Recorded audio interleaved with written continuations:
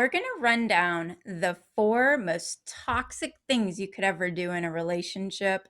We're talking work relationships, family, romance, everything. And this is all based on John Gottman's research, which was this dude out of Seattle who actually went in a lab and studied all these people to figure what makes it work and what makes it completely like go down the drain completely. And so we're going to run those down real quickly so you have it in your toolbox. The first one that you got to eliminate is criticism. Criticism is where you take your complaint that you have in somebody and you make it seem like they have a defective character, you know? And so this is going to be things like, oh my gosh, you're so lazy. Why do you always leave this here every day? I have to come up and pick up behind you. You just can't ever respect anybody in your life. It's going to be that kind of thing that, again, instead of you're leaving this here every day you come in the door, it's really annoying for me. Can you please do it this way instead? Or can we work together on making this particular thing happen so that all of our needs get met? You want to lay out a path that makes your partner feel like they can do what you're asking. And how do you change like something like lazy, like a lazy person? How do you change that? How do you change that you're just stupid? How do you change these negative labels that when we're in a irritated mood, we may use to the person that we love the most?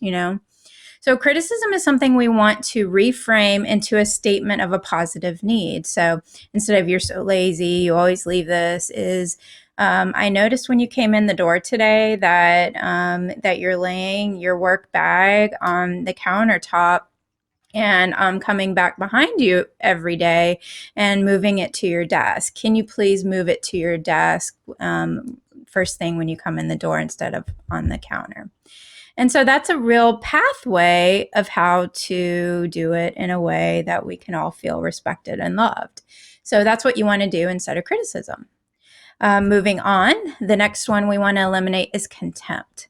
Contempt is having a general attitude that you're better than, more informed, have more of something than the other person, and it makes you kind of sneer and look down on somebody. So think about when we were teenagers growing up, who didn't roll their eye at their parents? And in a way, as a teenager, you kind of feel like you are, you're younger, more energetic than, that parental figure. And so you might roll your eyes when they're telling you that you need to come in at a certain curfew. You look at your parents like, oh my gosh, you're so old. And why do I always have to follow these rules? They're stupid, and that's contempt. And so when we're in a relationship and we're using contempt, it's probably going to look a little bit more malicious than what we did as a teenager, but it's going to, be things like, do I have to explain this to you every single day you walk in the door? I mean, gosh, can't you just write it down? I mean, you can't remember a thing. You're so dumb. Again, general attitude that I can do it better than you and you're so stupid for existing kind of thing. So got to eliminate contempt. And the way we do that is to, just keep your mindset in a place that this is a human being with equal skills and abilities. And again, be respectful. Just treat the person kindly. Keep yourself emotionally available that you can deliver, what your needs are in a positive way so you both get your needs met. Okay, moving on to the next toxic thing in our list. Number 3 is stonewalling. Stonewalling is where, have you ever had that experience, where you're talking to somebody and you can tell they're getting annoyed and then all of a sudden it's like something switches and then you're talking to a wall. So this is what it could look like when you're talking to somebody stonewalling. So I'll do that here for you in a minute. So, you're telling me something and then I'm just like, hmm, mm-hmm, mm, mm, mm. And so I might do head noddings. I might even say things, utterances with my words, but am I really listening? So when you're talking to somebody who just does this, like kind of, like they're not there anymore, it's almost like they're a robot, you're talking to somebody who's stonewalling. and they can't hear you. When somebody stonewalls, they shut down. And so, again, they might hear the words, physically they're hearing you, but they're not open, vulnerable, and being brave with those kind of emotions. And so, stonewalling is checking out. And so instead of checking out, we want to breathe. We want to take time outs from the conversation, maybe even just reschedule it to a time that would be better for you guys to kind of calm down. But that stonewaller's got to calm down before they can really be present in that conversation. Usually that only takes minutes, maybe up to an hour. For some people that are really high on the stonewalling, they might have a really hard time calming down. So the time period's going to be different for everybody, but remember that it doesn't always take a whole lot of time for some people, but other people might take a little bit longer. So take a break that works for the both of you.